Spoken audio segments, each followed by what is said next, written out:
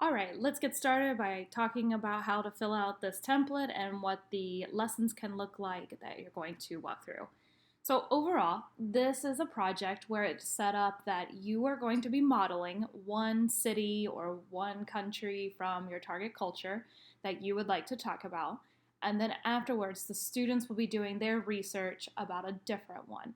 So, the idea is kind of the I do, and then we're going to look at it together, we do, and then you do. I found that, especially for level twos, this was very useful to get them used to researching and looking in the target culture, looking in the target language as well. And it was also more manageable than saying, here's a very long checklist of everything you need for the project, go. And doing all of that like front loaded. So you're basically guiding them through it. All right, so when you're filling out this template right here, you hopefully your formatting looks good here, and you can just type in your own name, and you can add your school, what languages you teach, and keep going. So here are some suggested lessons and activities to guide the students through this. And always remember, you know your students and you know your school climate, so change this as you feel like it works best. Maybe different learning styles. You want to change up the proficiency level, make it more difficult or make it more simplified. Um, I usually had my students work in small groups, like 2 to 3, when they were doing small projects like this, just because they were working together and had someone to bounce ideas off of instead of just doing it alone and needing more guidance and help from me. You'll notice in here that there are some italicized statements. Whenever you see that, that means that there is something for you to add in, and I'll walk you through that. All right, first lesson.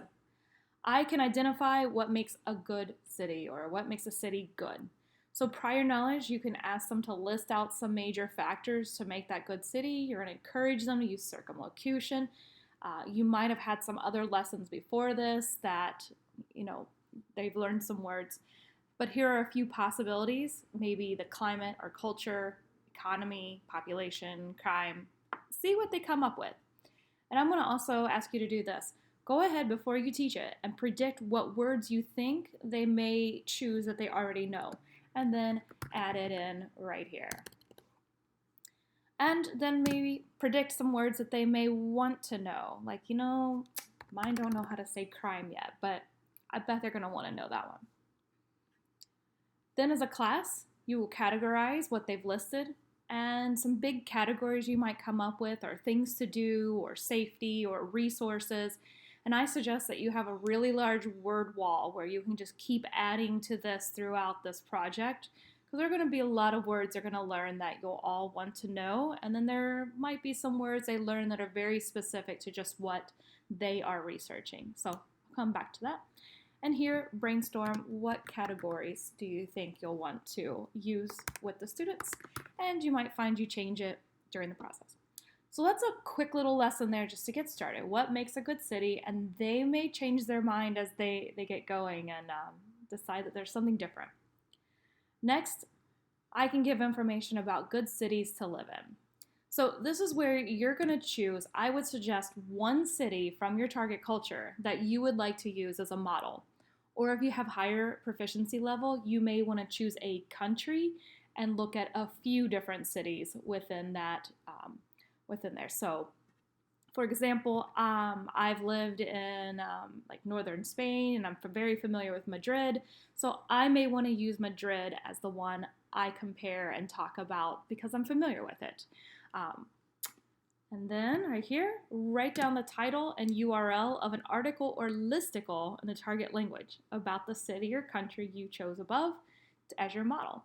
A listicle is basically an article where you'll see like the top 10 best places to live in Spain or the top 5 best cities in Canada.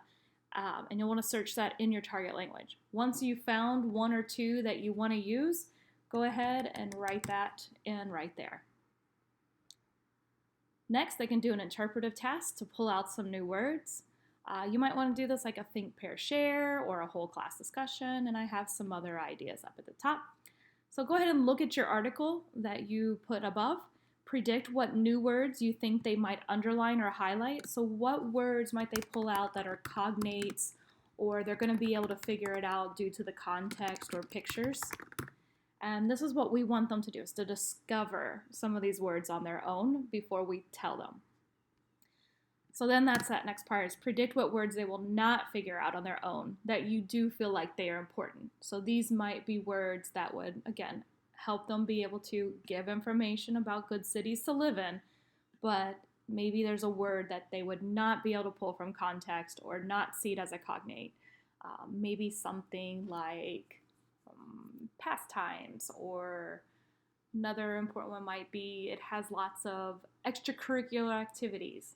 Depends on what language you're dealing with.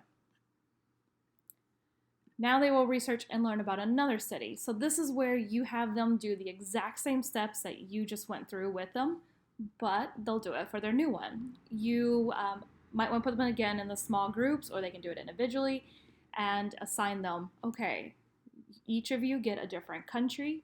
Within that country, find the best city to live in your opinion. Find one of those articles. Then, just like you did before, have them find the new words. If you want to push them a little more, would you live there? Why or why not? And again, for some planning, list the ones that you will offer for them to research. So there you can make a list of, well, you could go ahead and just go for the cities, or if you want to do more research, give them the countries, and then they have to find the cities out from their research. The next lesson is I can compare other cities to Louisville. So first, identify the most important factors that you want to compare. And I suggest, again, like, look at what your resource is going to be and where you can find this information. The best resource I found for information like this was actually Wikipedia, and that's in every target language out there. And I found that size, population, climate, crime, education, those were all that had some kind of number, or it was very concrete to be able to compare them to each other. Then make a chart that looks kind of like this, and you're going to put your target language, whatever it was, right there. So copy, delete that. You can leave that one alone. And then right here, add in maybe 3, 4, 5 factors that you want to use to compare. So maybe I definitely want to compare the population.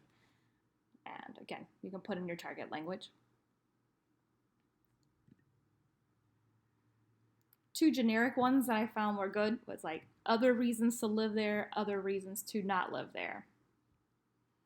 I might choose, that's not a good thing.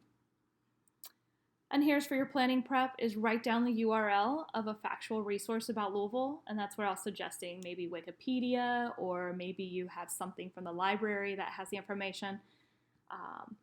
And then another one, write down the title and URL of an article in the target language that's just about living or visiting there, that maybe is more like an editorial or written by someone else. And again, remember, we already have some resources for you on that web page. And right here are some of those facts or other articles that you could use for this lesson specifically. So take a look at those and see if any of those are ones that you would like to use, or add in another one. And go through the articles and complete that chart together. Do that one time. Then give them the exact same thing, except this time let them put in their city and add those. Next, they're going to need a little grammar lesson, and you can give them some phrases such as blank has more blank than, or has less, is better, is worse. They don't need to know every single comparison phrase in the world, but these would be some good starters. If they already know these, then you can take it a little bit higher, make it more difficult. All right, and I'll stop this video here, and I'll continue in the next one with the next parts.